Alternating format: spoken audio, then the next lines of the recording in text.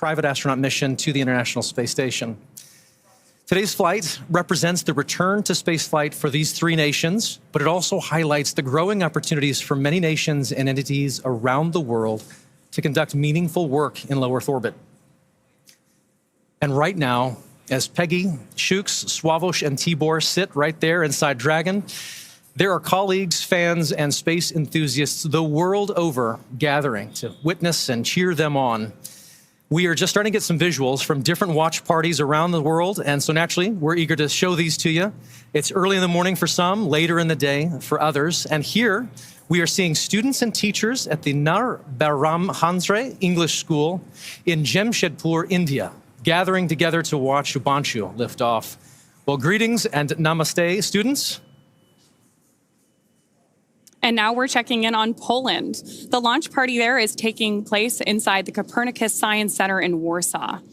We're waiting for a viewer's perspective because the whole webcast is displayed on the planetarium's dome there. The event is organized by the Ministry of Economic Development and Technology, the Polish Space Agency, and the European Space Agency, so hopefully we'll get a chance to check in with them soon. Yes, we'll check in with them again, I'm sure. As folks continue to gather at these watch parties, as well as others across each country, we look forward to sharing their excitement live again and again as we get closer to launch. Speaking of the excitement as we get closer to launch, I'd like to check in with John I again and get some updates from the launch pad. John? Well, right now, things are continuing to press on. T-minus 1 hour, 50 minutes. We have closed the side hatch, and we are getting ready to start the leak check. Now, we talked about the launch this morning. For the side hatch, the reinspection noted a fiber right now we're listening to possible communications cause of on the back channels. issue we saw earlier. So we have obviously reclosed the side hatch, and we're stepping into okay, the right side now, hatch leak Dragon, check we repeat. talked about an instantaneous As window. We need pad an hatch efficient closed, orbit we are to going get to the space repeat station. Our health check for launch escape system, so you can expect momentary flight computer state change again, followed by transition back to pad hatch closed. How copy? In your reinspection, you found a fiber, and we are looking forward to another flight computer transition like we had before, as you repeat the leak check. Yep, that's a good readback. Yeah, we're listening to Peggy Whitson talking to the ground team at SpaceX. They're getting ready to start the leak check. When they were getting ready to close the hatch, they found a fiber across one of the seals. They cleaned that up. So we're going to press into the leak check now. Fingers crossed that everything goes well. From time to time, we will be hearing the crew talking to the ground or vice versa, so we may stop our commentary right in the middle of everything if we hear something coming up. But I started talking about the instantaneous window, and that's because we need an efficient orbit to get to the space station. And the most efficient way to do that is to launch when the space station's orbit plane is passing over pad 39A. But it also means that you have to launch on a precise second this morning, and that's what we call the instantaneous window. Now, at pad 39A, the Earth is rotating at 900 miles an hour to the east. So if we were to delay launch by 15 minutes, the Earth's rotation alone would take us over 200 miles past the space station's orbit. And the errors you get launching too soon or too late, they're the ones that cost you the most propellant to try to make up.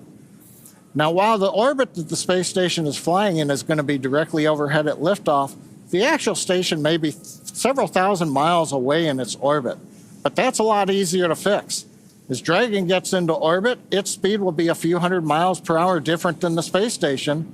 And so in several hours, we can make up a couple thousand miles without a problem. So overall, it's kind of like catching up to your friends on a highway. If you're on the same highway, you can speed up or slow down to catch up with the other automobile. It just takes you some time. But if you end up on parallel highways separated by 15 minutes, you're going to have a hard time catching up to your friends. And that concludes today's segment of My Friend, Orbital Mechanics. With that, back to you, Ronnie and Paul. Awesome. Thanks, John.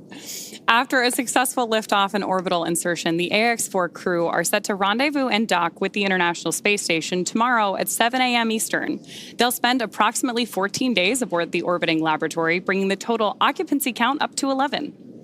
And upon entering the International Space Station, the AX-4 crew will be greeted by the current expedition crew members with a welcome ceremony, which we look forward to showing. This will be followed by a handful of onboarding exercises with the station commander, but then each crew member will immediately jump into their scheduled mission timeline. For the next 14 days, every minute of their workday will be scheduled with public engagements, science, research tasks, and a variety of activities that are unique to microgravity. To prepare for this endeavor, this crew has spent the last 10 months working with instructors and subject matter experts to learn every system they will be interfacing with on station. They have studied and practiced every experiment, reviewed and rehearsed every event, all to maximize their time in space. Collectively, this crew is undertaking the largest quantity of scientific research efforts of any Axiom space mission to date, with over 60 research activities on their timeline, representing 31 different countries. Missions like AX-4 continue to expand what is possible, setting the stage for even greater opportunities to come. At the conclusion of their time on the station, the crew will participate in a closing farewell ceremony and begin their preparations for the journey back to Earth. Currently, that flight is targeting just about 2 weeks from today for both return and splashdown. And so while the teams are progressing towards launch there on the launch pad, why don't we look back at what some of those efforts have been to get them to this point? For context, this crew has been living in an isolated quarantine bubble for the last 4 weeks, having reported to quarantine on May 25th. In that time, they have shifted their sleep regimens to adjust their circadian rhythm to match those on board the International Space Station. And over the last few days, they have finessed that further to be ready for this moment. So earlier this evening, the Axiom Space Ground Operations team drove the AX-4 crew to Kennedy Space Center, where they shared a brief moment with loved ones before being officially handed over to SpaceX for launch. This handover event has taken on many forms over the years, but there is always something special about creating a moment, even for just a few minutes, in the midst of all of the operational choreography that we're doing, to pause and just share a moment human to human. And so here you are seeing the crew in front of their loved ones before getting in board the Teslas that took them out to the Falcon Support Building. These are fantastic photos taken from earlier today. After the T-minus 4-hour briefing, SpaceX team helped the crew suit up. There they are exiting the Falcon Support Building, which is just about a half-mile away from the launch pad. Then, of course, they get into the Tesla Caravan together to go to Launch Complex 39A. Can see them moving into the Teslas there. We do, of course, divide the crew into 2 sets. So you're seeing some of our SpaceX support ninjas in the background there. Very excited crew on their way over to 39A. Once they reach the base of the tower, they do stop to take in Falcon 9 and Dragon, which is always my favorite shot, is getting to see this crew see their spacecraft for the first time in their suit on the lead up to launch. Here they are walking across the crew access arm before ingressing or entering. Here you are. You can see we've got our SpaceX team is checking the boarding passes of our crew before they get on board today. Peggy's is gold, as I see. You'll notice that Peggy's indicates that she is a frequent flyer with us here at SpaceX. Then, of course, our crew has the opportunity to sign the wall in the White Room, as all the astronauts who have launched from that tower have before them. And then one by one, they ingress or enter the spacecraft. Got some great views here of them hugging this team goodbye. And as you mentioned earlier, Paul, they've been working together with these teams here for the last 10 months preparing for today. You're right. So much of that is not just the work that they're going to do on station, but a lot of that is also just this moment, rehearsing with their closeout crew to prepare for getting into Dragon. And all of these steps have been rehearsed time and time again and practiced. Seeing them walk out, seeing the smiles on their faces right now is just a defining characteristic of this crew. They have really bonded over these last 10 months and really taken every challenge in stride. And you can just see it in their faces today. All of that work is paying off. Yeah, absolutely. Here we've got video that was recorded earlier of us putting those safety harnesses onto our crew. You can think of them kind of like a seatbelt, but they're a little bit more high-tech than that. And then after that, we do attach umbilicals to the capsule, which provide both breathing air and comms to Dragon. Then we step into suit leak checks and comms checks, which were completed earlier today, before rotating the seats into a reclined position for launch. We do that to make sure that the G-forces are going right through the chests of our astronauts to keep them as comfortable as possible approval on their roller coaster ride to space. Then our closeout team closes and seals the hatch and performs a leak check, which John gave us an update on a little bit earlier. The closeout team has since departed the pad, and final weather checks are coming up at this point, which is needed before that final go or no-go for launch is given. The crew, of course, now with that great shot of them on board your screen, is waiting to get the green light to stow the crew arm for launch and arm the launch escape system. Once our launch director gives that go-ahead, we should get a great view of the access arm moving away from the spacecraft. That's also going to be one of our last major visual milestones that we'll see before liftoff that takes about 2 minutes to complete. From there, we'll hear the call out that Falcon 9 propellant loading is ready to begin, and we will be in that final countdown for launch. Great images here on your screen. Of course, we have Dragon on the left-hand side and live views from inside of our capsule with all of those events that led up to getting our 4 AX-4 crew members seated and ready for liftoff. Dragon SpaceX, good news. Our second side hatch leak check was successful. And great news there from Mission Control. We are happy to hear that. Great. Green carriage. So as John mentioned earlier, we did do a second leak check today to make sure that that side hatch was closed properly. And with that confirmation from Mission Control and acknowledgement by the crew, we are moving forward with today's launch.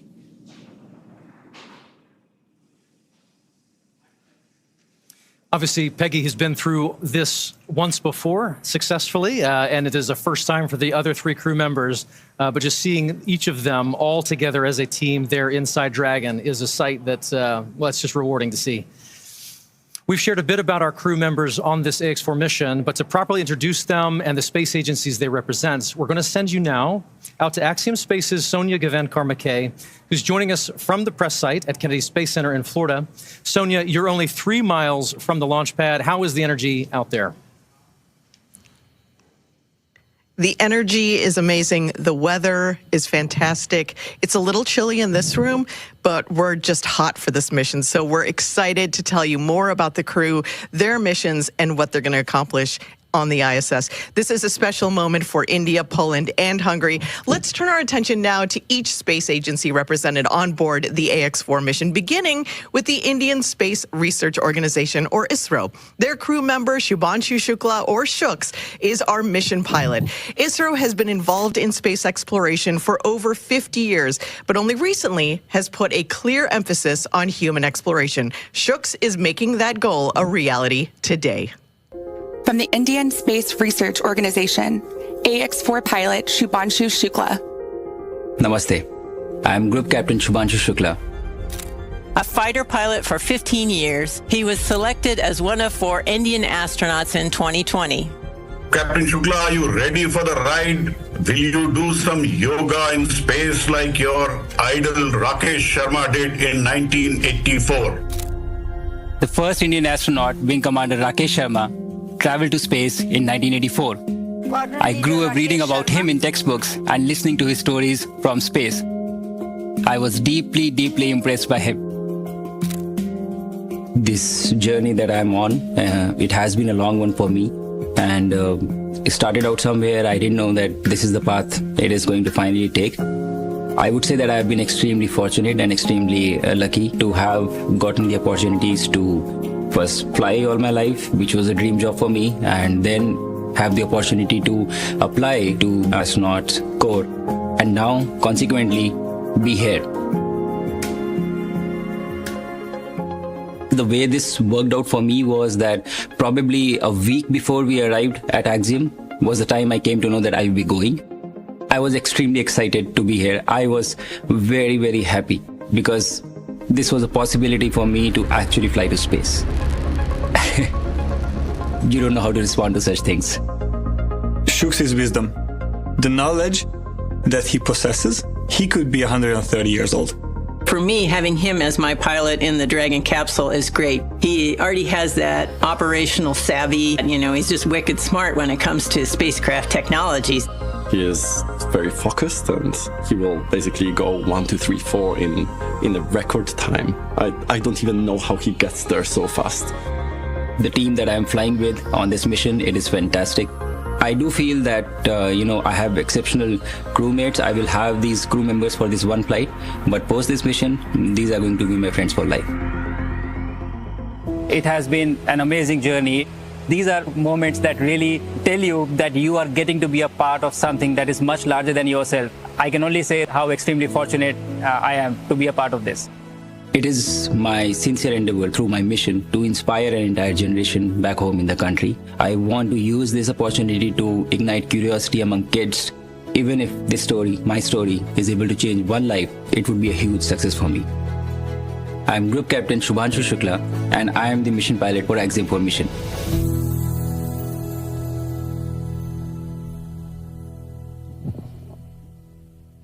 I'm joined now by Prasanth Balakrishnan Nair, a fellow Gaganyaan astronaut from ISRO. Papa has trained alongside Shooks for the past 10 months as the backup mission pilot. Papa, thanks for being here today, although I can't imagine where else you'd want to be. Yeah, exactly. Thanks, Sonia, for having me. Well, let's talk about Shooks a little bit. When was the first time you met, and what was that meeting like, and what was your impression of him? Oh, he's a fantastic guy. So we met a few years back. We are both fighter pilots and we are test pilots. So when we got selected for our own Gaganyaan program, that's when we met. And very few people know this. I am 9 years older to him. Oh, really? But I look younger, right? You do. Yeah. See, I'm not hair still hasn't come out. Yeah, but that's when we met. And Shooks has been a fantastic guy. In the last 10 months when we have been training here, it has been such a satisfying thing for me to be his wingman. Mm-hmm. Okay, as a fighter pilot lingo. Right.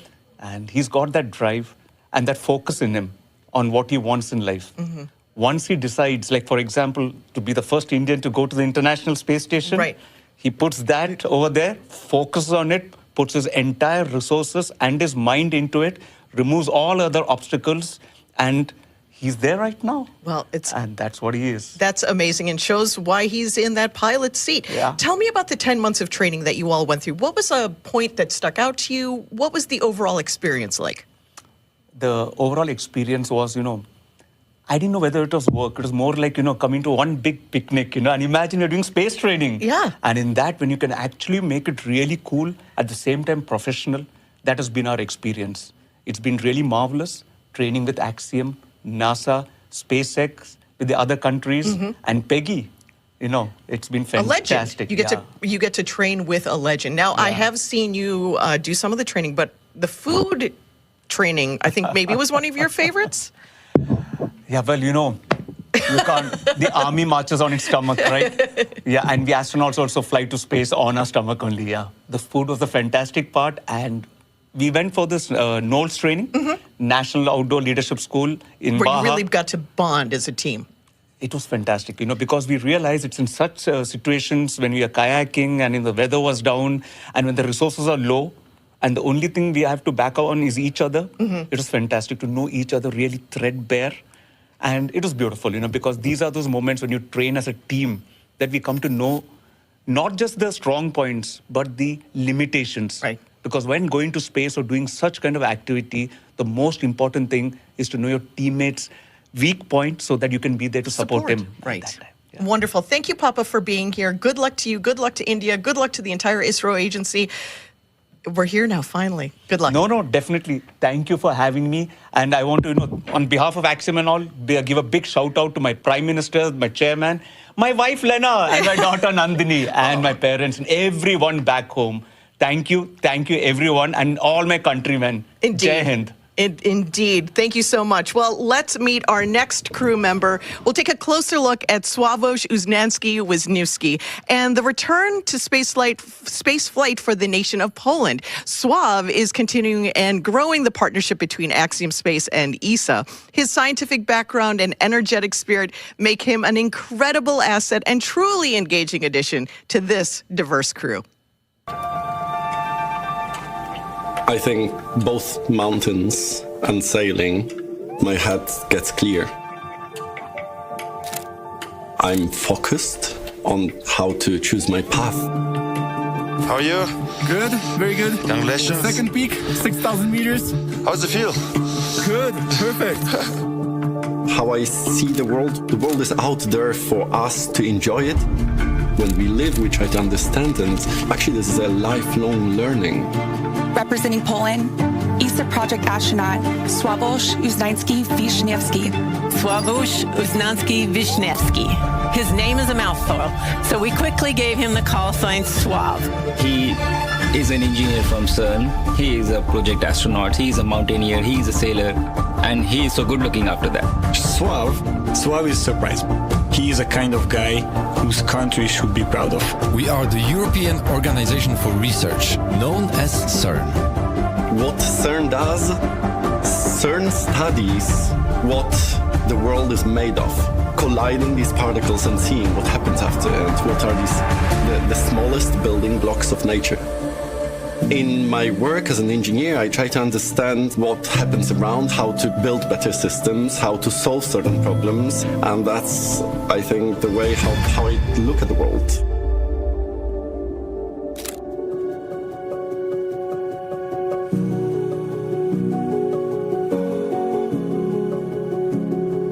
In Europe, we had 5 selections for astronauts since the beginning of the European Space Agency. I followed some of the astronauts, for example, Luca Parmitano, when he was changing the cooling system of the AMS detector, the CERN design. I had no idea if it was going to happen during my life or not. I was a scientist, but I was always waiting for this possibility. And the opportunity came up in 2021 to apply, and then Poland chose to pursue a mission in 2023. That was that moment where the whole journey of me being an astronaut started. After 50 years since General Mirosław Hermaszewski's mission, the second Pole in space will be Sławosz Uznański. This mission to the International Space Station is demonstrating the capabilities, but it's also demonstrating the ambition that Poland wants to contribute at the global scale. Today, I represent Poland, but also I represent a generation of Polish people to be able to contribute to technology and science at the global level. Space is for everyone. I am Sławosz Uznański-Wiśniewski, ESA project astronaut from Poland.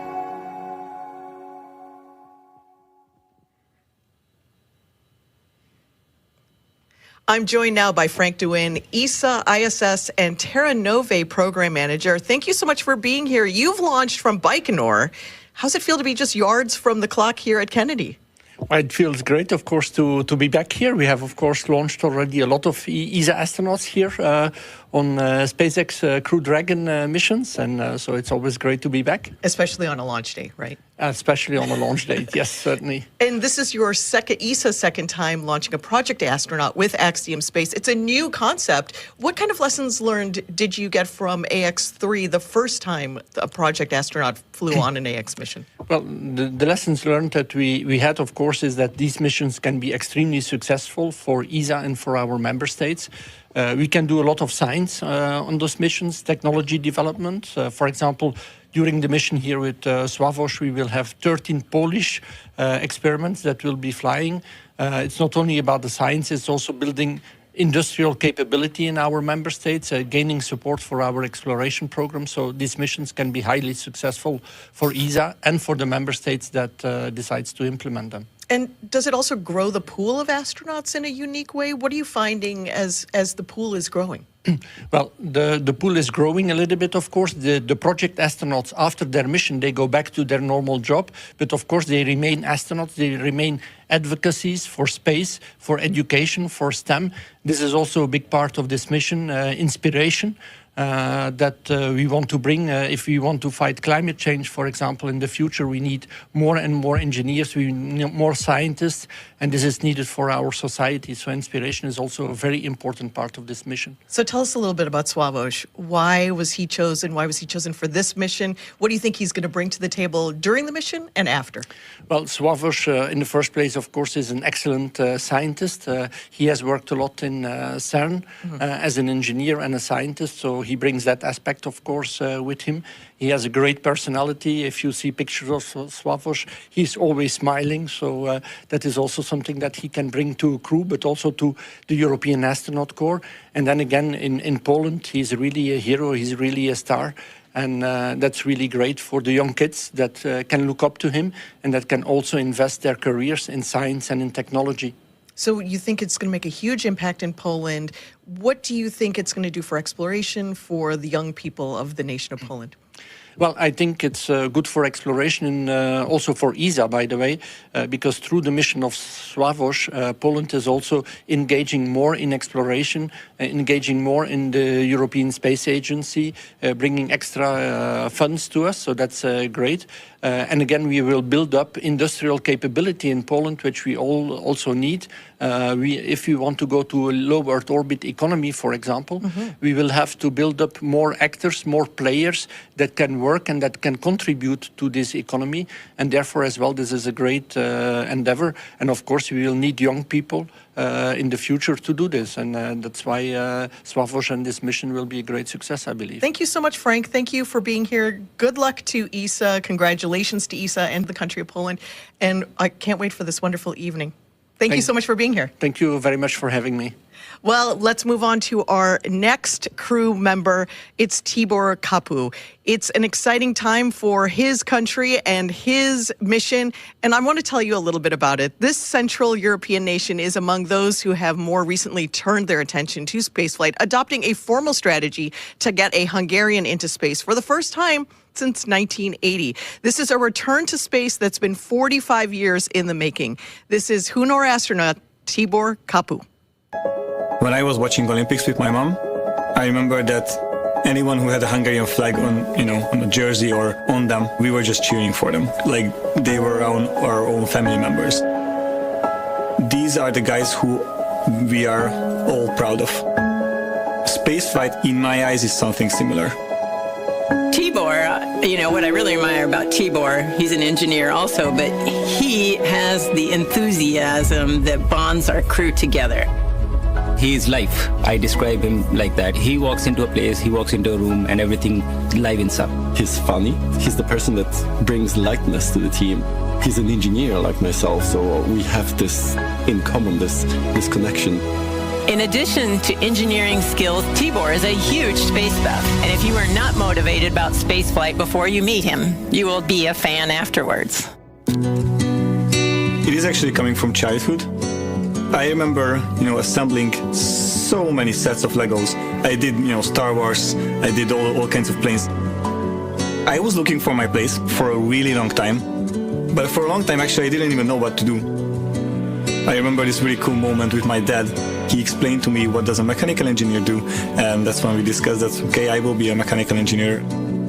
It was great. I loved it, but I knew that I could do much more. I knew that I'm destined to achieve greater things. I was a rocket enthusiast for such a long time, but I didn't have a chance to work in that field. The selection process for Hunor, it was announced in 2021. I was extremely enthusiastic. It wasn't a question if I'm taking that opportunity or not.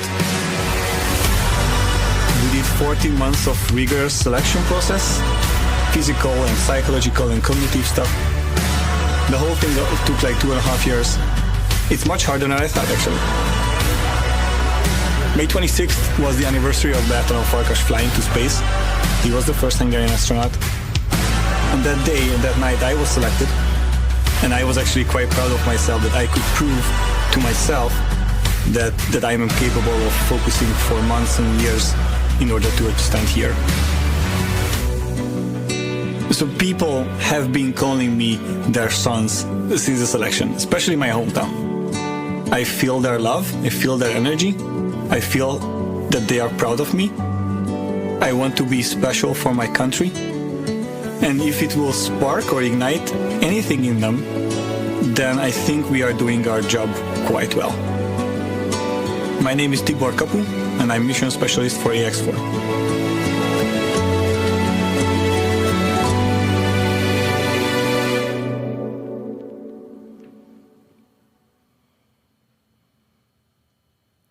I'm joined now by Gyula Szirinyi, a fellow Hungarian astronaut who has been selected alongside Tibor in Hunor's first class of astronauts. Thank you so much for being here, Gyula. You and Tibor were selected around the same time. Tell us what that moment was like. Thank you. It's a great honor to be here. Well, it's a really interesting story because we had a really long selection process, and after the selection, we had 14 months of basic training in Hungary. And even in these 14 months, we've been to the US and we've met Axiom people. We've been to Axiom, and they also were part of our selection. And after that, our selection happened from the four of us, 2 of us were selected to do the mission-specific training we are here right now and doing right now, preparing for this mission actually. So this was an amazing journey for us. So the Hunor program only kicked off in 2021. That's a really fast trip to this moment that we're at now. Tell us what that was like. Do you think that this is right on track? Are you excited for the progress that you're seeing? Well, we had to do it really fast because we were not planning for Axiom-4 specifically. We were planning to do a mission. And but Axiom-4 happened, and so we had to jump on it. And it was really, really intense for us. But the basic training were finished, and we could continue our training. But we didn't have a lot of time between selection and the Axiom-4 training. We had around just 1 month of period when we were selected and waiting for a mission. And what stands out to you from that training, from the AX4 training? What stands out? Something that was really bonding, something that surprised you? From the bonding perspective, if you ask for that, I would say that our nose training were amazing, which was when we were at Mexico with the That's what crew. Papa said, that he loved being He did say that. Yeah. Oh yes, that was amazing but it's a great analogy of being on the space station. You are not a very well comfortable position.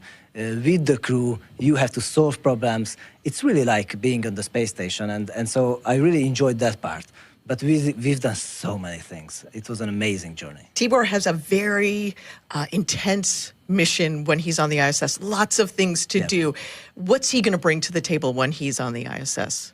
So, from Hungary, all of the experiments we are going up there is Hungarian experiments, and it's like a really good opportunity for Hungarian researchers to show and to get their experiments conducted on the ISS in space. And it's like he's going to be doing radiation experiments. He's going to be growing plants in space. So many things. He's got amazing so many things, but bringing along the entire country of Hungary with him into space with all of these activities. Thank you so much for being here, giving us a little peek into your training up until this moment. Congratulations to you, to your entire country. Thank you so much.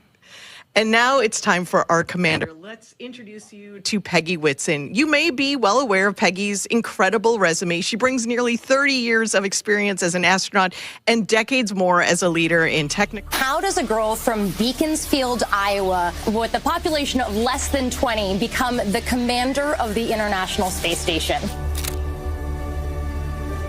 I think that one of the biggest lessons I learned growing up on a farm had to be determination. Diligence to get the job done. My parents are the hardest working people I knew. They taught me that work ethic and never to quit. Peggy Whitson became the first female commander of the International Space Station. In her career, Whitson spent 675 days in space. She also flew 3 long-duration space flights and served as chief of the astronaut office and commander of the International Space Station. AX-4 will be her 5th mission to the International Space Station and 2nd time commanding a commercial astronaut mission. Peggy Whitson is a known name. She has accomplishments that I can only dream of. Peggy is one of the most capable leaders that I had the chance to work with, ever. She passes knowledge to us. She knows where we feel strong, where we feel maybe a bit weaker, and she can support us in that. Being a great leader for her is just natural. When I first met the crew, I was very excited by the fact that they could all laugh at themselves. I think that's a really important characteristic, to be able to have a sense of humor about yourself, not to take yourself so seriously. From there, you can do a lot of work. I actually tell the crew a lot about what I think they're going to experience. I think it helps them prepare. But I'm talking about how they're going to feel, how their body's going to react to it. Everybody's going to be souped up to do, 150% of the work. And so I want them to have an accurate sense of what they're going into as they adapt to being in space. My first flight was in 2002. Obviously, as a rookie flyer, I worried a lot about getting everything right. I didn't want to be the one that made mistakes. To me, it's important to be able to share that and relieve some of the stress off of them and try and focus their worry, because I know they are worried as well, on the right things. I've got 3 different countries being represented, and we prioritize each of their countries' objectives so that everyone's needs are being met. And this is a goal of Axiom, and that is to open up space and opportunities to more and more countries. I really consider it almost a dream that we have already accomplished 3 private astronaut missions in 3 years. So I'm really excited to be a part of that. I love working with these young engineers with new ideas. It's a lot of fun. I'm Peggy Whitson, commander of AX-4.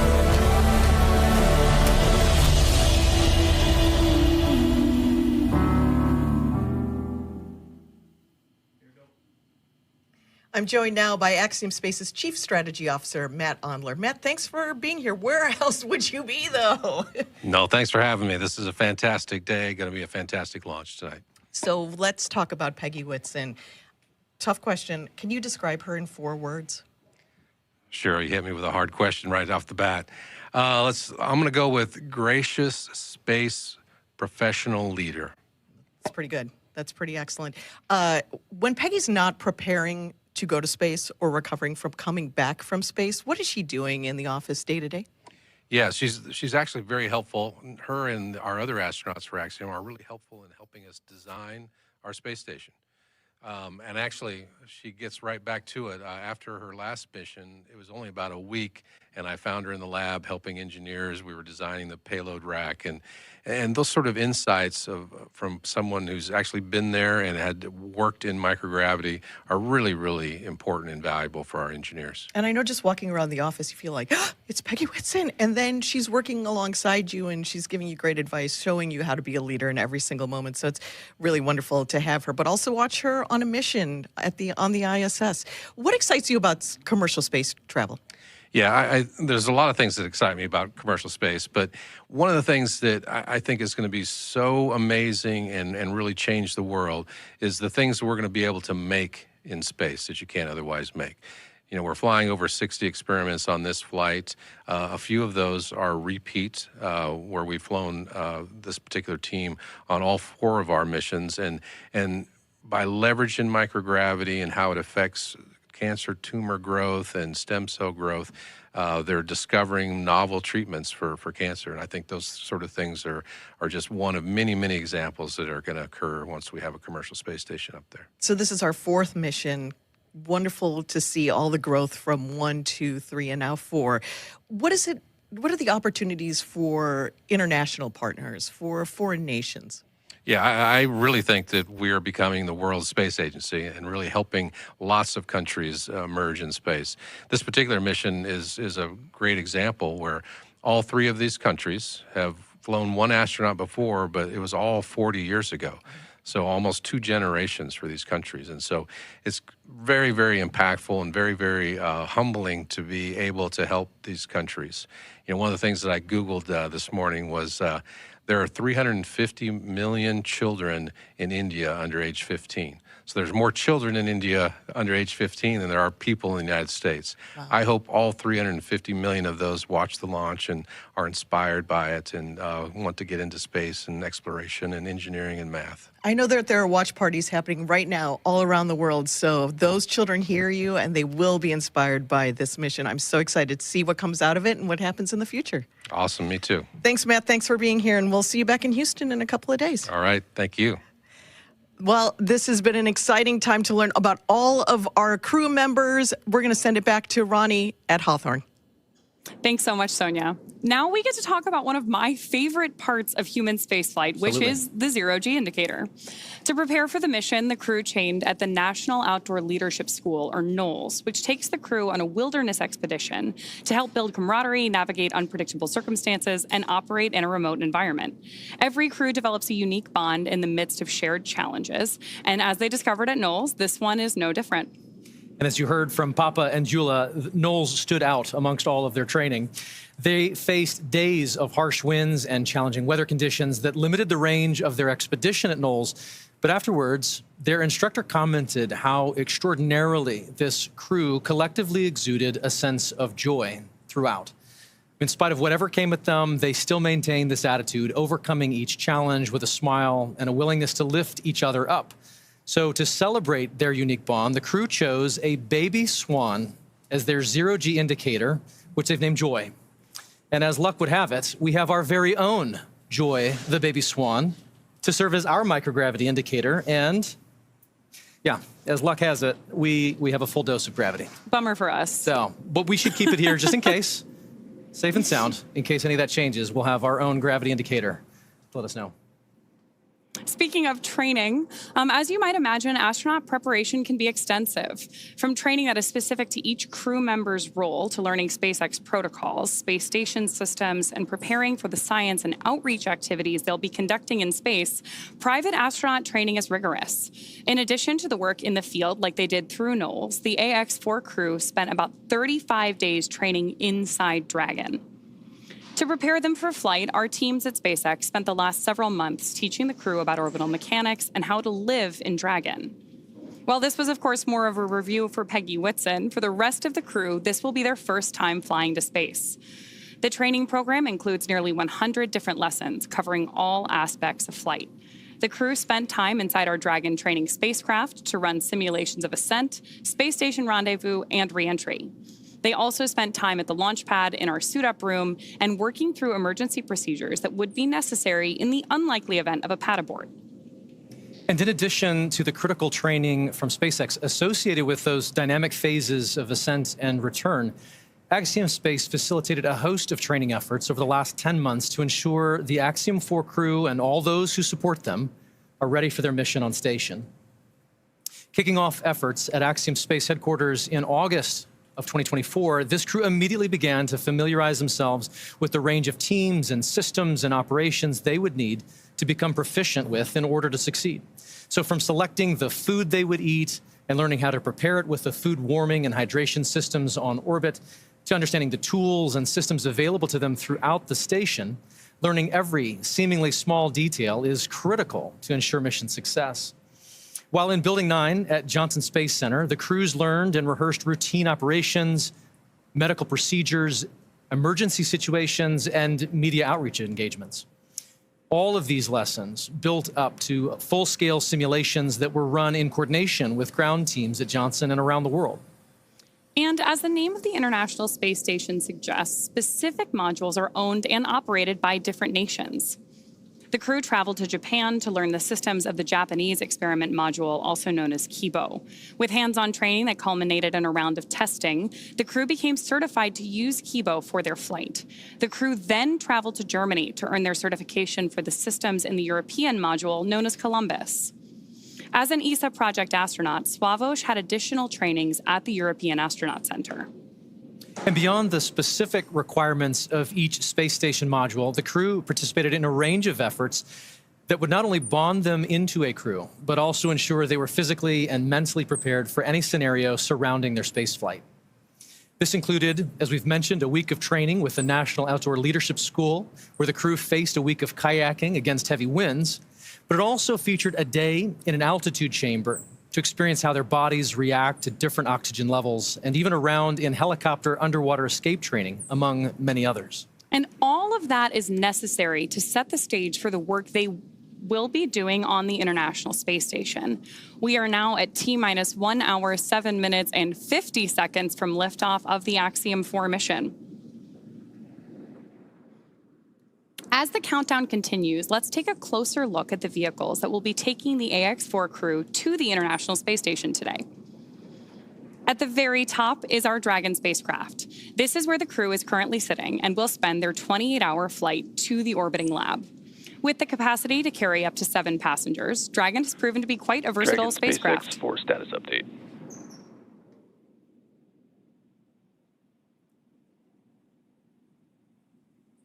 We're going to listen into this status Go update. ahead to me. What's the update?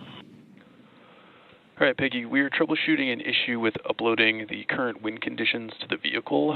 This must be completed before launch escape system is armed so that the vehicle can correctly target offshore splashdown in the event of an escape. We're tracking several troubleshooting paths at this time and are working to resolve the issue, so I will follow up with you in 10 minutes on the status. How copy? Copy. You're troubleshooting the ability to upload the wind conditions for the launch escape system, and you'll update us in 10. Thanks.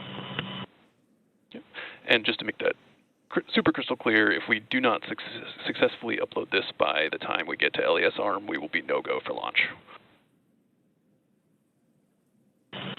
I was thinking you might be thinking that as well. Dragon copies. So we heard some chatter there from Mission Control and acknowledged by the crew that we're troubleshooting that upload issue now. But of course, our teams will continue working diligently in the lead up to launch in hopes that we can preserve today's launch attempt. So with that, I want to step back in and talk a little bit more about the spacecraft that we are working on today. Dragon is a very versatile spacecraft. It can autonomously dock to the space station when outfitted with a docking adapter, as it is today for Axiom Mission 4. But Dragon can also be configured with hardware to support a spacewalk, which made its debut on the Polaris Dawn mission last year. And of course, in free flyer mode, the docking adapter can be swapped out for that iconic cupola, which is essentially a giant glass dome that allows for 360-degree views of space.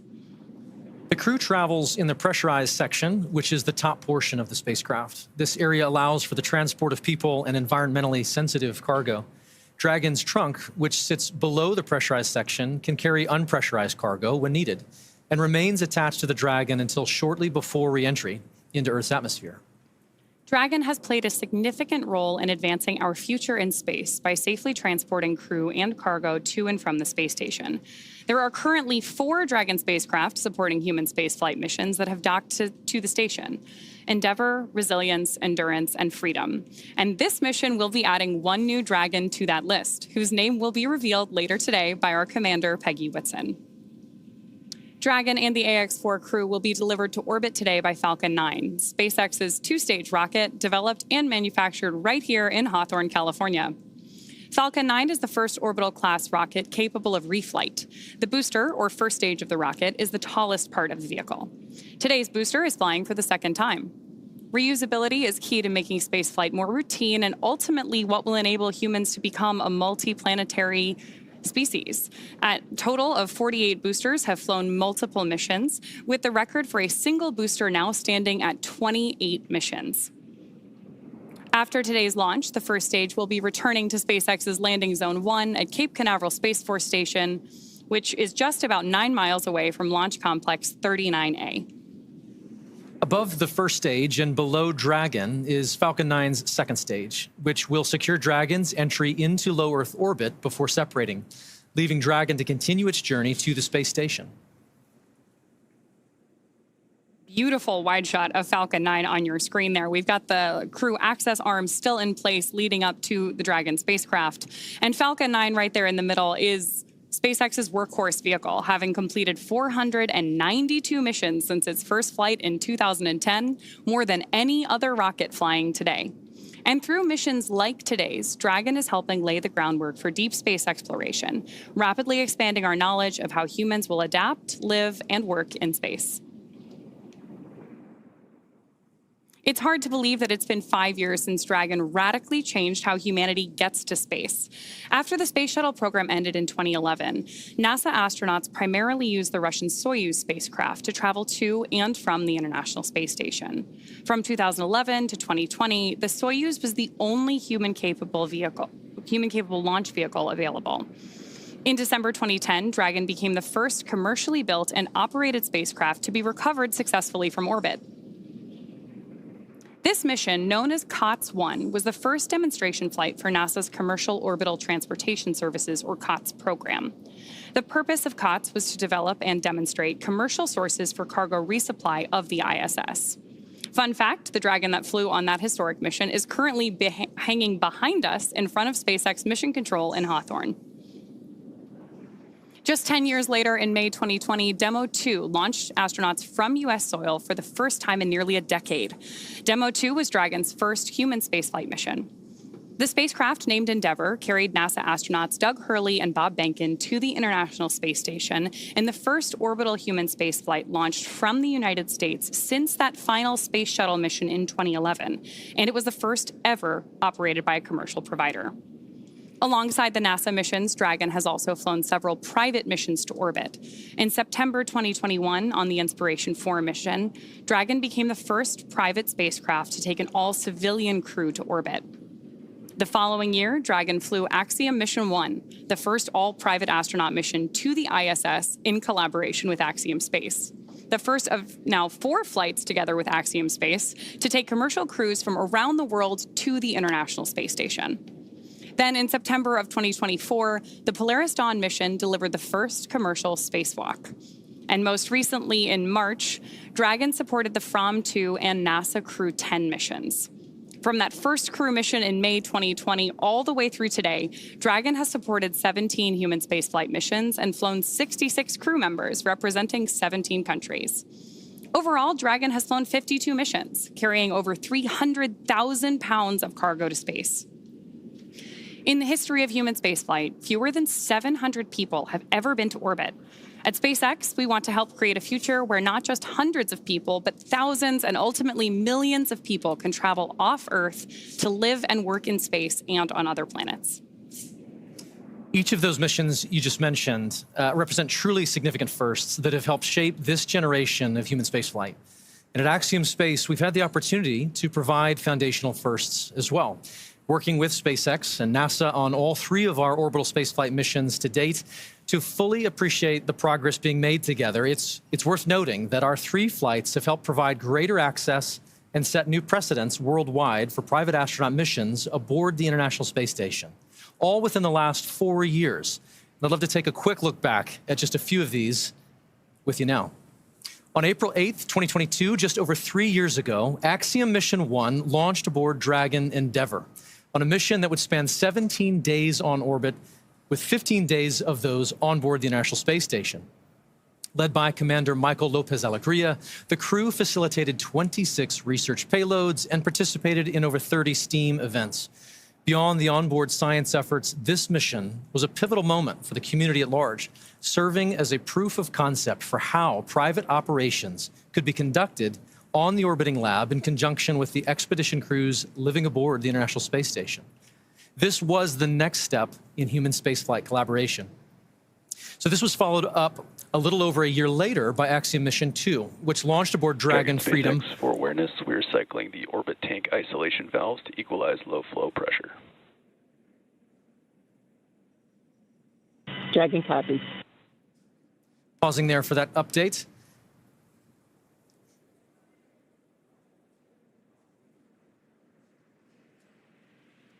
And I believe that may be all for that.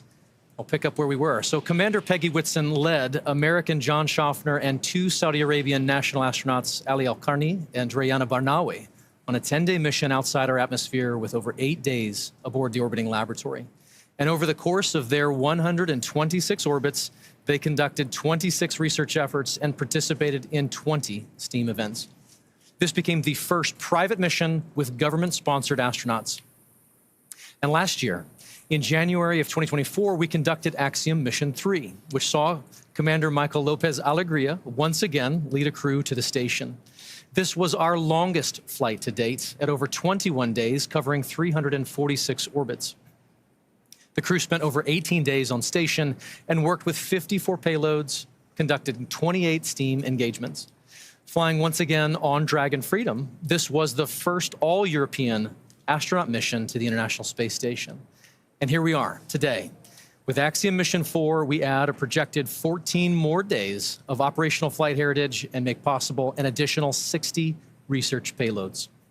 Each of these flights builds on the one that came before it, certainly, but it also is meant to open up access to low Earth orbit just a little bit more, providing opportunities for more nations and organizations than ever before to participate in human spaceflight. It's the fact that now 11 nations have been represented across our flights that speaks to the success of missions like these. We visited with the crew of AX-4 to get their thoughts on what our collective future in space looks like. But also coming back.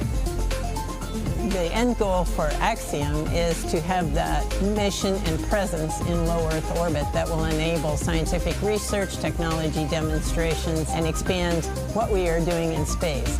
These precursor missions, like the Axiom-4 mission, are just the tip of the iceberg for expanding in low Earth orbit and way beyond even. Like we say, that space has space for everyone, and this is what it means. And I think that is the essence of space flight. I love Peggy's comment there that this is really just the tip of the iceberg. Absolutely. The International Space Station may not last forever, but there's a lot in the works today to enable even more research and more capabilities off-planet. Of course. And so for Axiom Space, missions like AX-4, as we've said, not only create opportunities for our customers to accomplish their goals in microgravity, but they are also invaluable in developing our teams and our systems for our own future Axiom Station. When the time comes and the International Space Station reaches the end of its operational life, Dragon SpaceX for awareness, we are continuing troubleshooting on the wind file upload. It has not been resolved yet. Troubleshooting is continuing. to follow up on that comment we had earlier. Dragon copies, continuing troubleshooting. We are going to keep working this issue in the lead up to launch. So as I was saying, when the time comes and the International Space Station reaches the end of its operational life, SpaceX will help deorbit the orbiting lab. NASA awarded SpaceX a contract to develop the US Deorbit Vehicle, or USDV, a modified Dragon designed to guide the station through a controlled reentry into the Earth's atmosphere to ensure that upon reentry, the station comes down in the intended location and does it safely. But before that happens, there are plans in place where Axiom Space will utilize the remaining operational lifetime of the International Space Station to facilitate a transition to our own commercially owned and operated station. Selected by NASA in 2020, Axiom Space is the only commercial company to attach its privately developed modules to the International Space Station. And here's what this transitional timeline looks like at this point. Our first step will be to attach a module to the station that we call the Payload Power Thermal Module, or PPTM. This module is designed to receive any critical hardware, payloads, or tools from the ISS that the international community may want to continue to utilize. Then that will undock, detaching from the space station and rendezvous with our second module, known as Habitat Module 1. Together, these two modules can support 4 crew members and enable a host of manufacturing and research efforts in microgravity. From there, the station will continue to build out over the following years until we have built out an entire Axiom station as you see it there, with a second habitation module, an airlock, the open windows down below, the Earth Observatory, and the research and manufacturing lab. All of this, once fully assembled, allows Axiom Station to enable customers to forge their own future in low Earth orbit. Speaking of our future in low Earth orbit, let's get a status update from John I about today's mission. Well, Ronnie, we're just inside T-minus 53 minutes. We're continuing to count down. Obviously, the thing we're waiting to hear from over the countdown net is the troubleshooting going on with the wind upload of data to the Dragon spacecraft. We heard just a couple of minutes ago, they're still working on it. We have to have that on board before we get to essentially crew access armor track and then launch escape system armed. So we're going to continue to monitor that as we get a little bit closer. Now on the Falcon 9, good news, the chief engineer pulled the team. They don't see any issues right now. They'll be doing their final pull at T-minus 45 minutes or so to go into propellant load.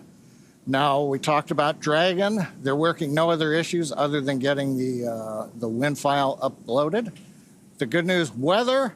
The weather officer T-minus 1 hour said phenomenal. So we'll take that all night long. And then finally, around the launch pad, flight danger, hazard areas are clear.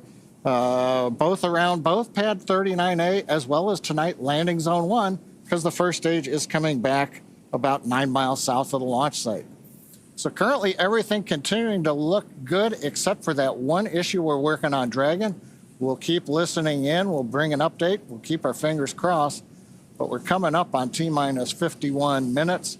Everything continuing to count down, hopefully to an on-time launch just less than an hour from now.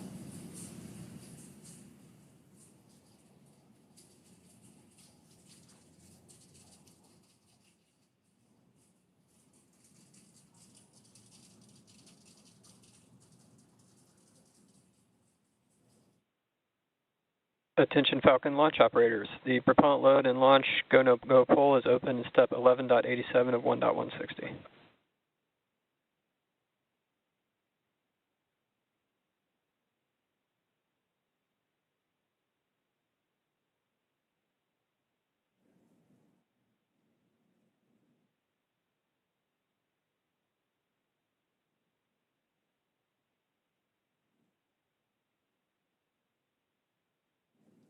And at just under an hour to go until launch, we want to welcome in all of those tuning in by way of NASA's live stream that have just joined our launch coverage of Axiom Mission 4.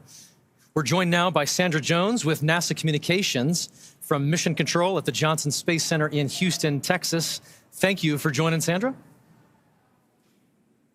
Hey, thanks, Paul. Here in the International Space Station Flight Control Room, the team is prepared and ready to support today's launch. This attempt comes after NASA and Roscosmos discussed recent repair work in the transfer tunnel at the aftmost segment of the Orbital Labs Zvezda service module. And now we are all looking forward to the Axiom-4 crew being on board Space Station soon. We'll provide a full Space Station status update in a few minutes, but know we need to bring everyone up to speed on today's activities and the launch status. So for now, back to you, Ronnie. Thanks, Sandra.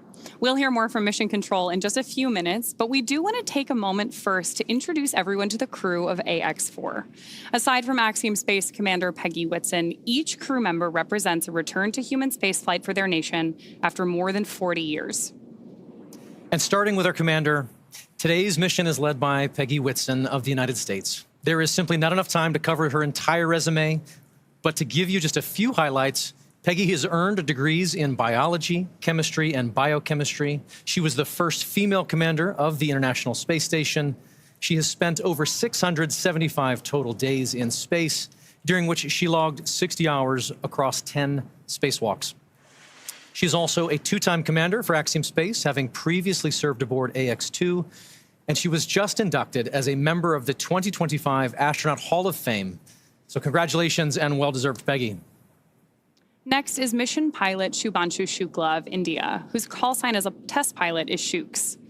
Representing the Indian Space Research Organization, or ISRO, Shooks is also an astronaut designate of India's inaugural human spaceflight effort, Gangayaan, featuring an Indian-built rocket and spacecraft.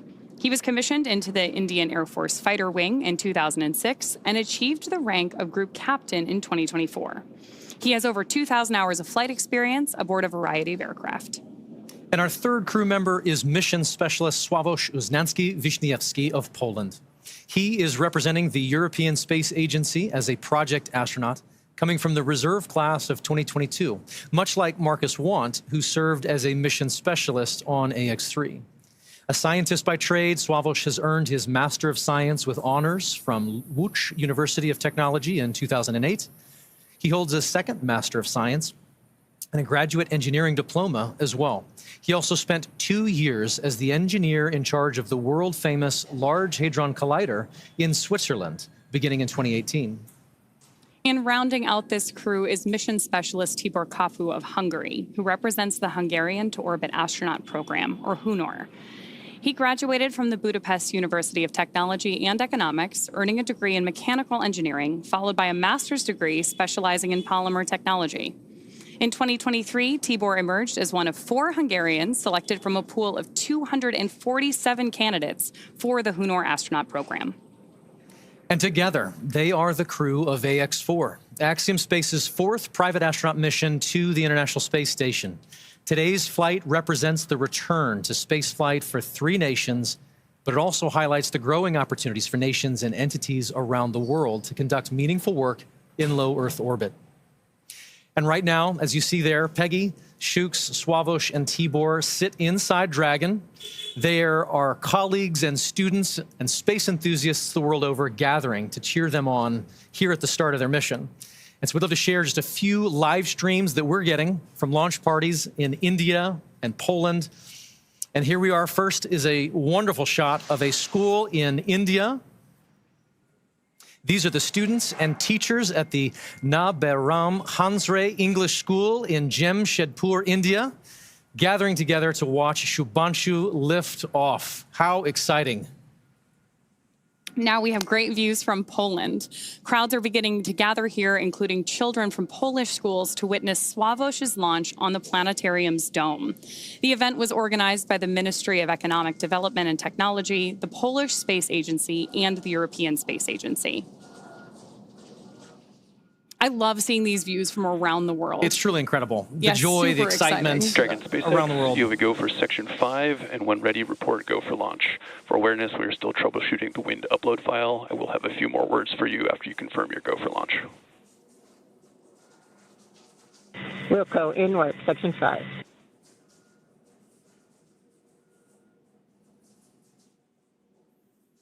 And SpaceX, Dragon, we are go for launch. Section 5 is complete. Copy, Section 5 complete. All right, for awareness on timeline, we have to have the launch escape system armed by T-minus 37 minutes.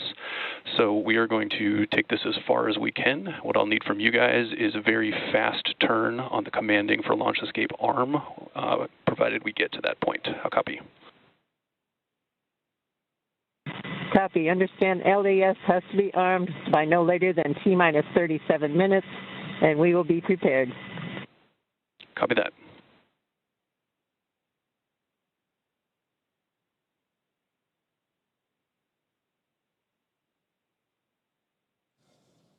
John Itzberger back here at the webcast desk. We're inside T-minus 45 minutes. Right now, we just heard from the Dragon team. They can take it down to about T-minus 37 minutes. This is minutes. the launch director on the countdown net. The poll is complete, and the team is ready for crew access arm retract and propellant load and launch, pending resolution of the winds upload issue. For all operators in MCC and Hangar X, both controls are going to lockdown at T-minus 45 minutes and will remain in that state until the LES system is disarmed. All operators are to remain at their console and maintain a sterile cockpit until the ND confirms successful disarming of the launch escape system following orbit insertion or propellant offload in the event of a scrub. For non-urgent no-go conditions, brief the CE or LD and they will approve aborting the countdown. For urgent issues affecting the safety of the operation, operators shall call hold on the countdown net. Launch control will abort the launch auto sequence immediately and proceed until the launch abort auto sequence. At T-minus 10 seconds, launch control will be hands-off and relying on automated abort criteria for the remainder of the count. Operators shall advise the launch director whether structural breakup or fire is imminent or occurring per Dragon manual escape flight rules. Launch control, you may proceed with arming the crew arm for movement. Okay, we're at T-minus 43 minutes, 15 seconds and counting. You've heard the SpaceX launch director giving final instructions to the team. We have cleared our propellant loading pole. Crew access arm retraction has started. And now we've heard, and you can see on the screen, crew access arm is pulling away from the Dragon spacecraft. This is going to take about a minute, minute and a half to retract all the way. Access arm retraction complete. All right, that is the confirmation. The arm is back in the launch position. Next, they'll give the crew the command to go ahead and close and lock their visors.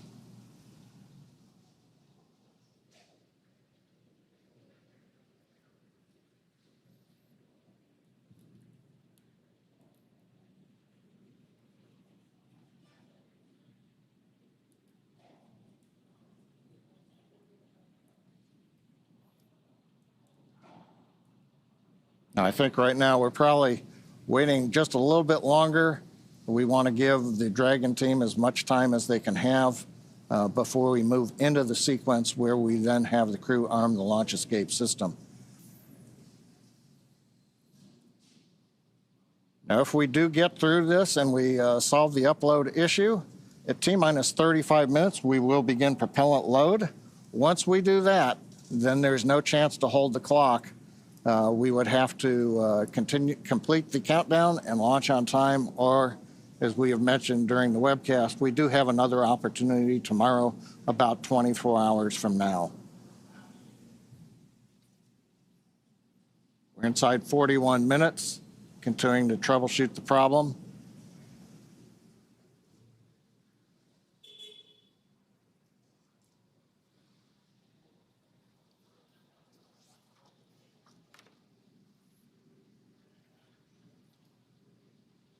View of the crew inside the capsule on the right-hand side. See the status bar on the bottom and the clock counting down.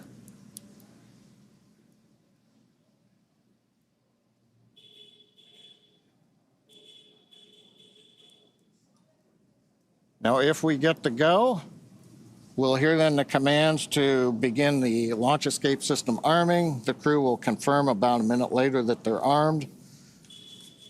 And that'd complete the major events before a propellant load would begin at T-minus 35 minutes.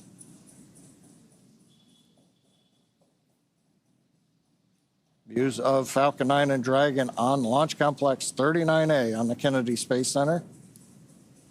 Everybody is clear of the launch pad, clear of the launch complex.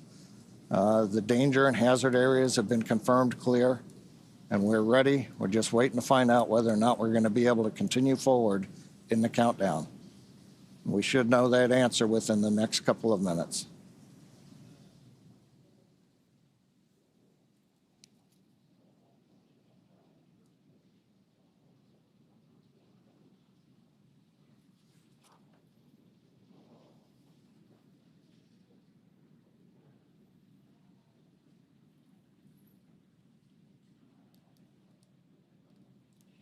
Now, if need be, if we do have to hold the countdown, that would be a scrub for the night.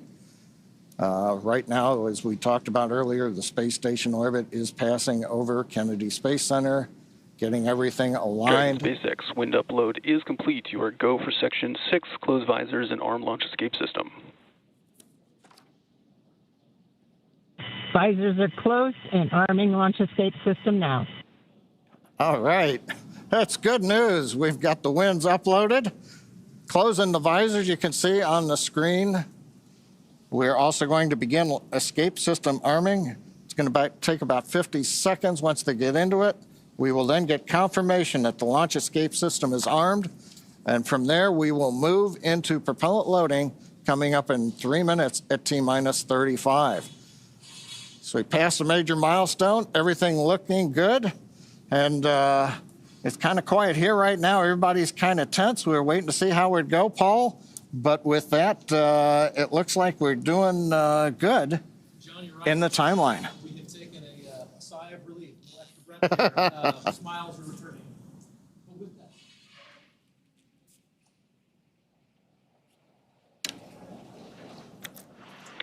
Launch escape system is verified armed.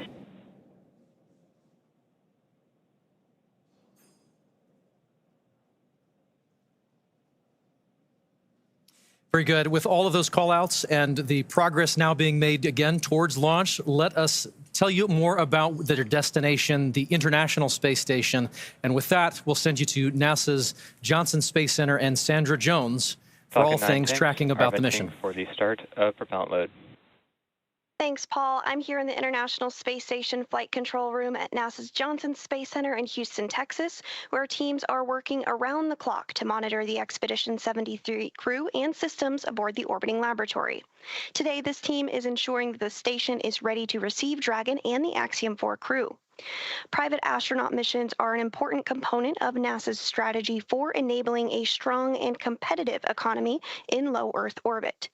Unique to Axiom-4, NASA is collaborating with the Indian Space Research Organization, or ISRO, on 5 joint science investigations and 2 on-orbit STEM demonstrations, which help showcase the strength of international collaboration and the shared commitment to expanding access to space.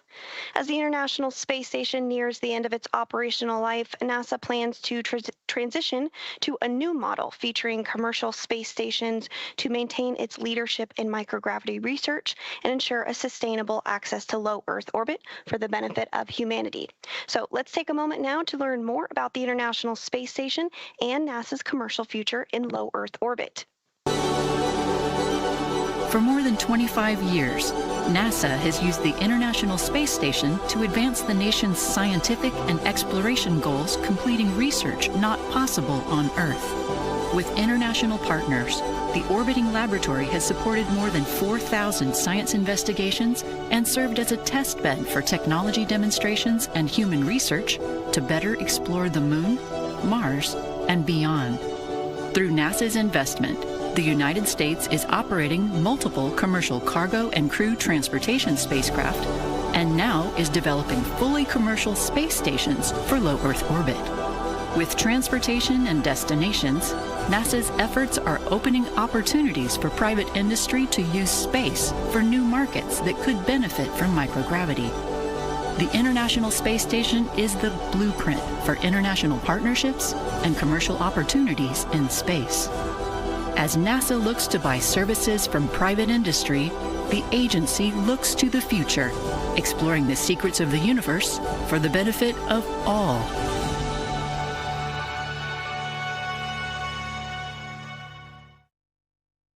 And you can learn more about NASA's commercial efforts at nasa.gov/commercial-space. From Mission Control Houston, we are standing by and ready to support tonight's launch. So for now, we'll send it back out to Ronnie, and Paul in Hawthorne. Thanks, Sandra. And so things are looking good on the launch pad. The teams are continuing to progress towards launch at 2:31 a.m. Eastern. We'd love to take a minute and just take a look back at what's happened already this evening to get us to this point in the countdown. So for context, we want to say this crew has been living in an isolated quarantine bubble for the last 4 weeks, having reported to quarantine on May 25th. In that time, they have shifted their sleep regimen to adjust their circadian rhythm to match those on board the International Space Station. And over the last few days, they have finessed that further to be ready for today. In fact, their wake-up call was set to 6:30 p.m. earlier yesterday, I should say, depending on where you are. But then about 4.5 hours prior to the scheduled launch time, the Axiom Space ground operations team drove the X-4 crew to Kennedy Space Center, where they shared a brief moment with loved ones before officially being handed over to SpaceX for today's launch. This handover event has taken on quite a few forms over the years, but there's always something truly special about creating a moment, even just for a few minutes, in the midst of all of this operational choreography, to pause and share a moment with loved ones. And there you see the team did just that in front of the VAB before getting into the Teslas and riding out to the Falcon Support Building to be ready for launch today. Absolutely. After that T-4 hour briefing, the SpaceX team helped the crew suit up at our Falcon Support Building. You got a video on your screen that was recorded earlier today of the crew stepping out in their suits and waving to everybody there for the first time before getting in our 2 Teslas to caravan over to Launch Complex 39A. They do ride in pairs over to 39A, often accompanied by members of our launch closeout team, who you see there as the crew celebrates that they are on their way over to launch. Once they reached the tower, they ascended up to the Dragon spacecraft and were able to make one last phone call before signing the White Room wall. Here you see the crew walking across the crew access arm, getting their boarding passes handed to them and checked by our closeout team. You'll notice that Peggy Whitson's is gold because she is a frequent flyer with us here at SpaceX. And then once our crew ingressed Dragon, we completed suit leak checks and comm checks before rotating the seats into the reclined position for launch.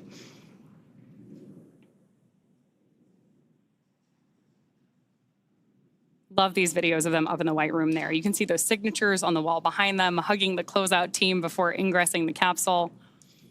Then from there, that is the same team that closes the hatch and seals everything in the preparation for launch. Right now, we are still waiting on those final weather checks coming up, but prop load has begun. So all of that brought us through the confirmations we've been listening to, the check-ins, confirming that the crew arm is stowed, and of course, as we were listening so intently for earlier today, that our launch escape system is armed. With that, we are just over 31 minutes away from today's liftoff. Incredible. That White Room is got a lot of history in it already. And lots more to come, which is really exciting. Yes, we are just adding another chapter to this storied location. That 39A has got so much history already. So, of course, everything about today is really timelined down to the minute. As we were talking about earlier today, the crew wake up all the way through launch. We have this kind of precise choreography that is key to our launch site execution. Each of the calls we're hearing, the visual cues that we're seeing, and that we're acknowledging to you who are joining us from around the world, serve as critical synchronization. Stage 1, cryohelium loading. There's confirmation there that we're loading the cryohelium on board stage 1 of Falcon 9. And each of these milestones are critical synchronization points for both the ground and crew teams. As they say, slow is smooth and smooth is fast. It's hard to believe that it's been 5 years since Dragon radically changed how humanity gets to space. After the Space Shuttle program ended in 2011, NASA astronauts primarily used the Russian Soyuz spacecraft for travel to the International Space Station. Until 2020, Dragon was the Russian Soyuz spacecraft was the only human-capable launch vehicle available. Meanwhile, SpaceX's Dragon was being developed, and then in 2010, it became the first commercial spacecraft to be recovered from orbit. In fact, just for fun, because it's cool to know, the Dragon that flew on that first commercial mission is actually the one hanging behind us here in front of Mission Control in Hawthorne. Since then, Dragon has supported 17 human spaceflight missions and flown 66 crew members representing 17 countries. Overall, Dragon has flown 52 missions, carrying over 1,000 experiments and over 300,000 pounds of cargo to space. And each of those missions represents a host of firsts that have helped shape this generation of spaceflight. To fully appreciate the progress being made together with SpaceX and NASA, it's worth noting that Axiom Space's 3 missions to date have helped provide greater access for nations and researchers, setting new precedents for private astronaut efforts aboard the International Space Station. And AX-4 adds to that growing flight heritage. After a successful liftoff and orbital insertion, the AX-4 crew are set to rendezvous and dock with the International Space Station tomorrow. They'll spend approximately 14 days aboard the orbiting laboratory, bringing the occupancy count up to 11. And over the last 10 months, this crew has been working with instructors to learn every system they will be working with on station. They have studied and practiced every experiment, reviewed and rehearsed every event, all to maximize that time in space. Collectively, this crew is undertaking the largest quantity of research efforts of any Axiom space mission to date, with over 60 research activities on their timeline, representing 31 different countries.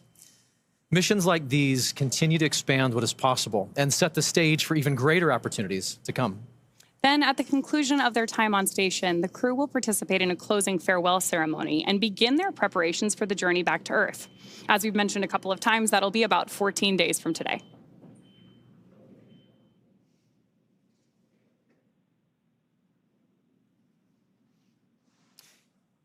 Each mission to the International Space Station is rooted in singular unifying purpose, to explore and learn together as a team. And that is one of the things that I absolutely love about human spaceflight. The International Space Station is a symbol of what can be realized from international cooperation and collaboration. And so while this particular mission may represent the goals of 4 specific nations, today they are launching as one crew, one team. And in that spirit, this crew created a mark to represent their shared effort together. The AX-4 mission patch is something that Peggy, Shooks, Swavush, and Tibor will wear proudly for the rest of their lives. But so will thousands of people who've worked tirelessly to contribute to this mission. The mission patch for Axiom-4 was created, as you mentioned, by the crew, not just to mark their space flight, but to symbolize the idea that space is for everyone. Anchored by the centrality of the Earth and flanked by a diverse set of national flags, there are several intended meanings woven into this design. For instance, the 7 stars represent the 7 continents and point to global inclusivity. The 4 white lines ascending from the Earth to the International Space Station symbolize the physical journey of this mission, and together appear to make panes of a spacecraft window, much like the view the astronauts will have from Earth orbit. And the overall gem shape of the patch is a reminder of the precious responsibility we all have to our planet, to cherish and to protect our homeworld.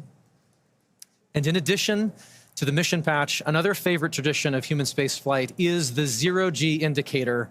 To celebrate their unique bond, the AX-4 crew chose a baby swan as the zero-G indicator, which they've named Joy. And today, we have the opportunity to have our very own Joy joining us to help us keep an eye on the gravity levels here in Hawthorne. And so far, pretty stable. Yeah, all systems nominal, I would say. Very, very nominal. Yes. So as we await our T-0 in a little bit more than 25 minutes, our ground operations teams are doing a final series of systems checks to make sure both Dragon and Falcon 9 are ready for launch. Let's take a look at what the ascent portion of our mission today will look like. Start of Stage 2 cryohelium loading. Brief announcement on Stage 2 loading. Once we hit T0, we're going to watch Falcon 9 and Dragon lift off from historic launch pad 39A and make their ascent. At about 43 seconds into flight, Falcon 9's engines will throttle down to help pass through the period of maximum dynamic pressure on the rocket, or what we typically refer to as max Q. Now, it's worth noting that shortly after we hit max Q, the vehicle will go supersonic, faster than the speed of sound. Once we're through that period of maximum dynamic pressure, we throttle up our Merlin engines again.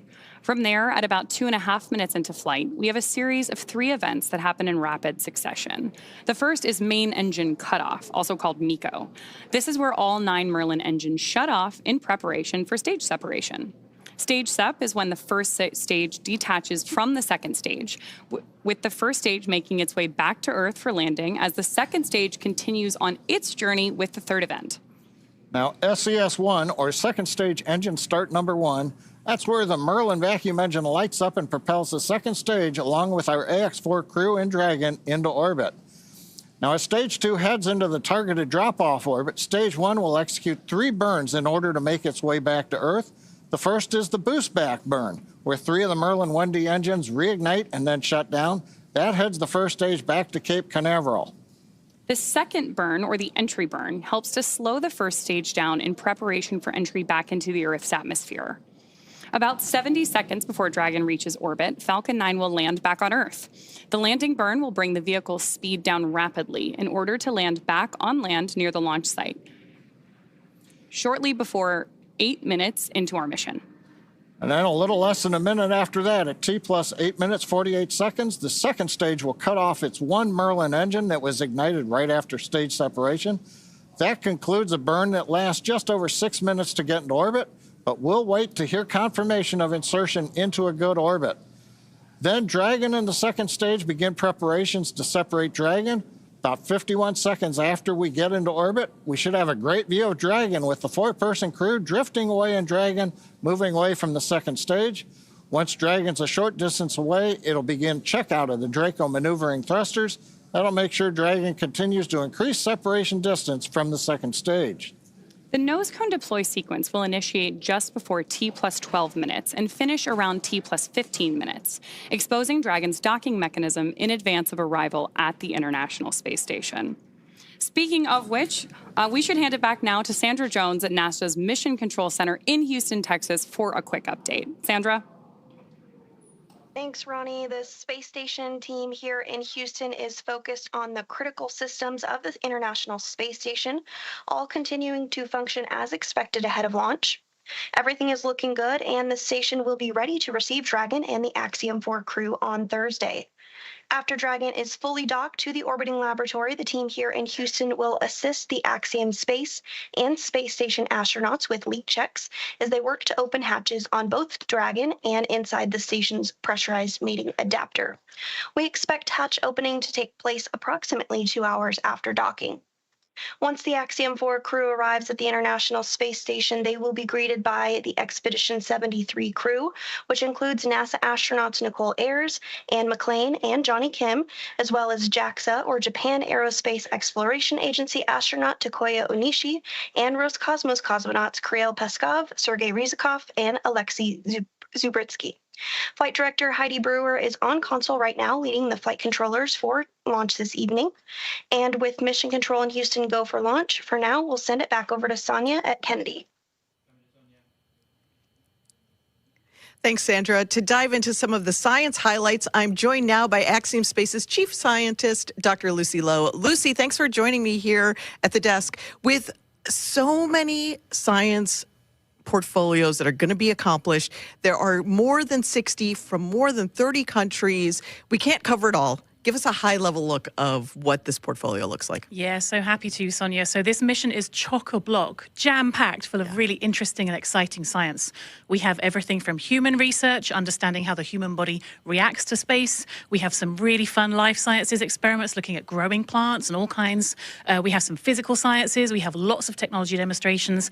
And my favorite, lots of science, technology, engineering, art, and mathematics outreach events. All the STEAM things. Exactly. So we've had great success with AX1, 2, 3. Do we have any return payload flyers for AX4? We do. We have our partners at the University of California, San Diego and the Sanford Stem Cell Institute flying their cancer cells in low Earth orbit for the 4th time with Axiom. So this team is actually looking at how the cancer cells respond to space. And on this mission, they're actually testing a newly approved drug that's just about to enter clinical trials. Amazing. So really exciting. So let's take just a brief look at each of the country's portfolios. Let's start at the head. At the top. Okay, off we go. So we're going to bring on our willing participant who is going to model, our lovely assistant who is going to model one of the experiments from this portfolio. So Israel here is wearing a functional near-infrared spectroscopy cap, which has optodes in the top, which can actually look at how blood is moving around, which is a correlate for neural activity. So it's a way to actually monitor brain activity in space. And what the team is doing is looking at these signals and how they're going to collect the data. And they're actually creating what they're calling a brain-computer interface or a brain-machine interface, which could be really interesting and useful not only for future exploration missions, but also for applications back here on Earth. So, for example, for rehabilitation after neurological disorders. And which country's portfolio is this from? This is from ESA and the Polish Space Agency. Amazing. So what is ISRO doing? What's their portfolio look like? ISRO has a very, very busy portfolio. So Shooks is going to be doing lots and lots of research throughout the mission. So their team is going to be looking at cyanobacteria and microalgae, and they're going to be looking at how these could be used for food or for fuel or for potentially even life support systems on orbit in future. The team is also looking at muscle cells. They're seeing how muscle cells respond to access to microgravity. So when the human goes into space and there are changes, physiological changes that happen very quickly that can impact the muscle cells. And so the team is going to be looking at some of these changes to muscle cells in space and then applying that understanding not only to developing countermeasures for future crew, but also to take that learning and then understand more about diseases that might affect muscle wasting back here on Earth. I wish that this was on so we could see if anything was lighting up with Israel. Thank you so much for helping with this. I'm going to turn this way and I'm going to get the Dairos B project. Israel, thanks for joining us here, showing off the headset there. This is fascinating. While I manipulate this, like they're going to do in space, which basically makes me an astronaut, I'm going to also hum Bach. You should do. So this is a project from Hunor flying this research.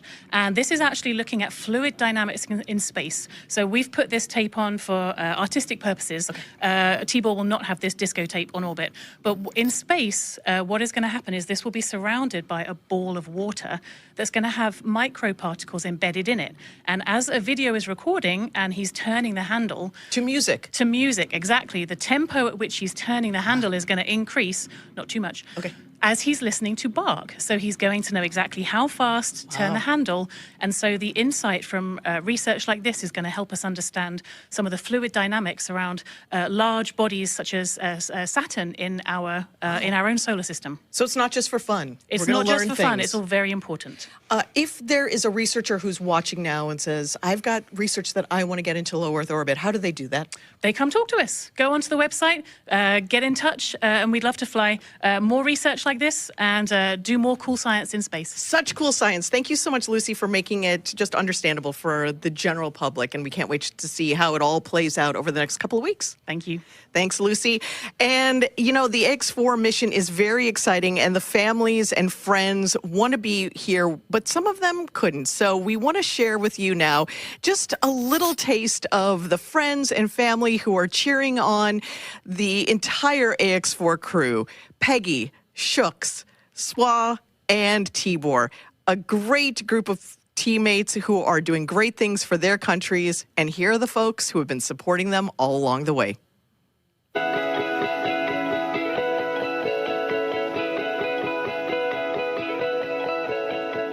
On behalf of the Axiom Mission operations team, we're wishing you a safe, productive, and fun mission. Go AX4. Papa, you are our hero. Tara api prapiante. Cześć Sławosz, kochany synu, jesteśmy z ciebie bardzo dumni. Kisfiam, büszkék vagyunk rád. Várunk vissza. Nagyon szeretünk. Hi, Shuks. We are super excited about your visit to space. Come back triumphant. We'll all be cheering for you the whole while that you're there.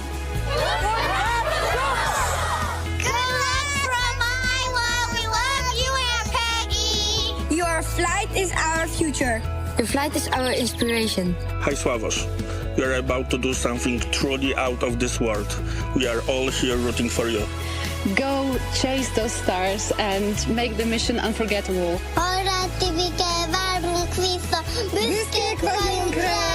Hey, Shucks! Wishing you all the strength, courage, and wonder as you embark on this extraordinary mission beyond our world. Szia, Tibike! Sok sikert kívánunk a küldetéshez, várunk haza! Nyugi, nem lesz semmi zűr, irány az űr! Hi, Swarosh. We are so proud of you. Seeing you make your dreams come true is just amazing. Enjoy the adventure. Earth is waiting for you. Going is go! Going is go! Hi, Shuks. Wishing you a safe and inspiring journey beyond the stars. You make us proud. The sky is no longer the limit. We are incredibly proud of you. Go to space. Have fun. Make history. Come back safely. We are waiting for you. Hey, Shuks, you're going to be doing just great in space. Rock on, man. Rock on. Go Axiom-4! Go AX4! Greetings from India. Wishing you all the very best. To the crew, Godspeed, and spend as much time as possible to look out of the window. Have a fun time, guys.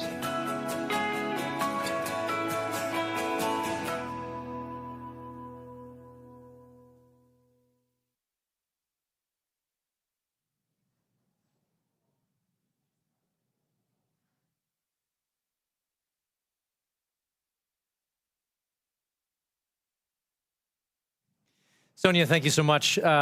What great commentary from Lucy and all of those portfolios coming together. We're excited to see this team get to work on station. And as we know, spaceflight has a rich history of traditions. We've spoken of about a few, from the zero-G indicator to others. We started this next tradition for AX2, and we're excited to continue that today. It's a special thing to be named as a commander to anything, but being the commander of a 4-person crew that has completed months of training and is about to defy gravity and set sail for the International Space Station, it's truly out of this world. Peggy has some thoughts she wanted to share here in this moment, just a few short minutes from launch, and here's Peggy.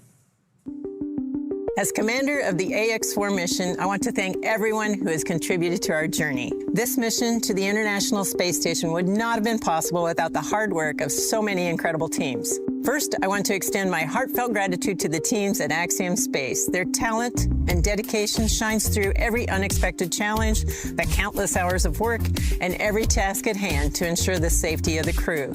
The team's determination and commitment to achieving the highest standards inspires me every day and reminds me why I joined the Axiom Space family.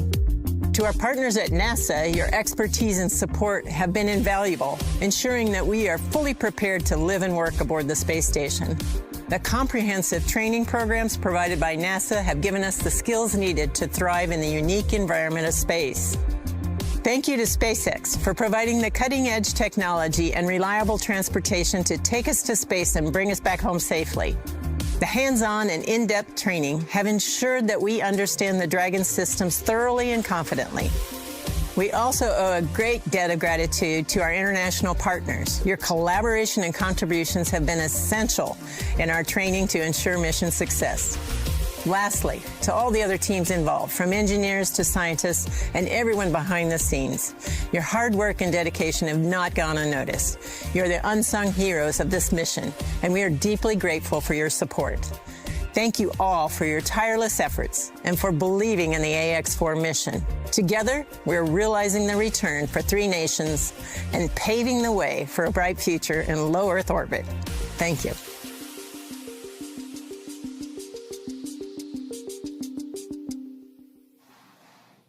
Awesome words from our commander there. And of course, with that, we are just under T-minus 11 minutes until our liftoff at 2:31 a.m. Eastern today from Launch Complex 39A at Kennedy Space Center. Just in case you are just joining us, right now on your screen, you have a live view of Falcon 9 with our AX-4 crew safely tucked in the Dragon space capsule atop the vehicle. At this point, we are coming up on terminal count. Our crew access arm has been moved out of the way and our launch escape system is armed. And we are standing by for that final process by which we step into our terminal count, get ready, Dragon and Falcon for liftoff. Dragon SpaceX, confirm crew displays are configured for launch. The displays are configured for launch, and the Axiom-4 crew would like to thank the incredible teams that have made this moment possible. To the Axiom Space team, you've poured your hearts into this mission. Your passion and dedication have lifted us higher. We wear this patch with pride because of you. To NASA, thank you for the decades of knowledge, the training, and the trust. You've shaped generations of explorers, and we're honored to carry that legacy forward. To SpaceX, thank you for giving us the wings to fly and the confidence for a safe return home. And to our international partners, thank you for standing with us across borders, united by shared purpose. And to every person behind the scenes, engineers, trainers, families, and friends, you are the quiet force behind this mission. We carry the hopes of many with us. As we realize the return, we will bring those hopes home to you. Thank you. Peggy, Shooks, Suave, Tibor, from all of us that are staying here on the ground, we look forward to your mission. All the hard work from our teams culminates here, so good luck, enjoy the ride, and science the heck out of all your experiments.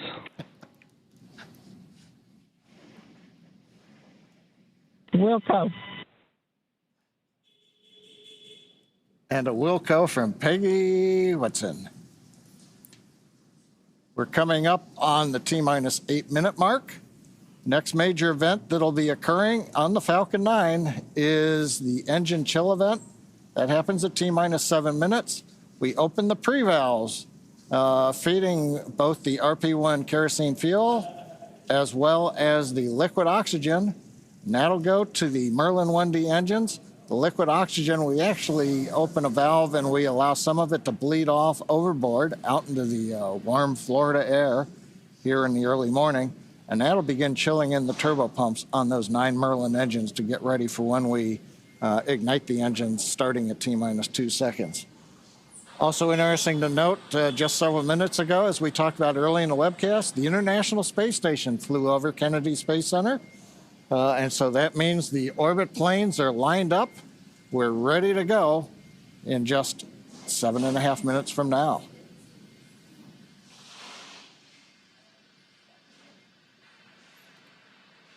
Now, while we're getting ready to open the pre-valves, which is one of those what we might call significant events in the life of the Falcon 9 as we count down, we'll also be chilling in the upper stage engine. We'll hear that call out also in flight when we do some additional chill in at about 1 minute and 52 seconds. Engine chill has started. There's that engine chill announcement from Mission Control right on schedule. So now we just got about 50 seconds left as we continue to load RP-1 onto the first stage. Falcon 9 is powered by liquid oxygen and RP-1, which stands for Rocket Propellant 1, which is a highly refined type of kerosene. By the time we reach liftoff, Falcon 9 will have approximately 1 million pounds of fuel on board and will be burning 700 gallons of fuel per second at liftoff. Stage 1, RP-1 load complete. There's confirmation there from Mission Control that we have RP-1 load complete, and you're seeing great reactions from the AX-4 crew there on the right-hand side of your screen with each one of these call-outs. You can tell that they are just as excited as we are to get them on their way to space. A lot of time rehearsing, and now we're down to the last 6 minutes. We're also seeing some of the moist air as it condenses around the cold tanks. You can see that just at the top, Dragon above the second stage. Next major event coming up, Dragon is going to configure for terminal count, and they'll move on to internal power. Those are the batteries. We do have solar arrays, and you can see them right now as some of the mist clears. You can see the black portions of Dragon. So we've got solar arrays on part of the Dragon trunk, and then we also have batteries inboard.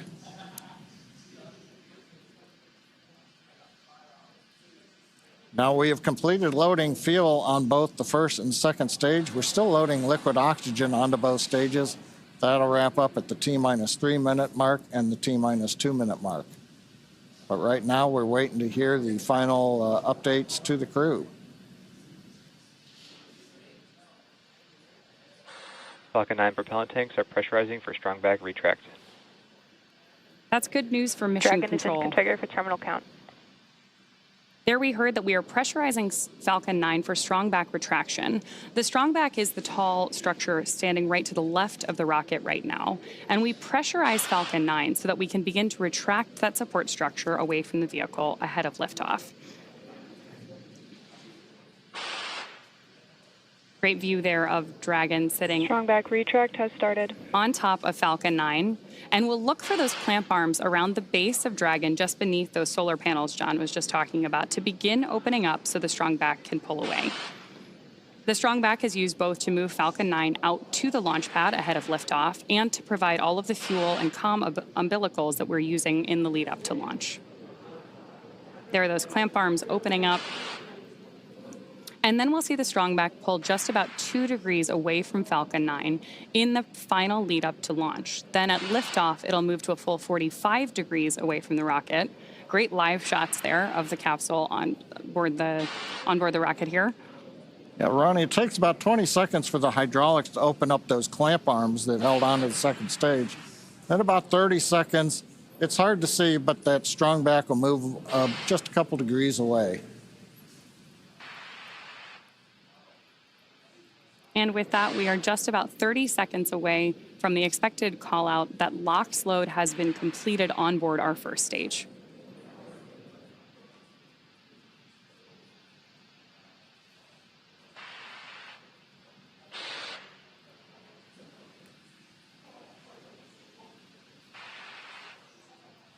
As we mentioned earlier, that mist forming around the outside of Falcon 9 is totally normal.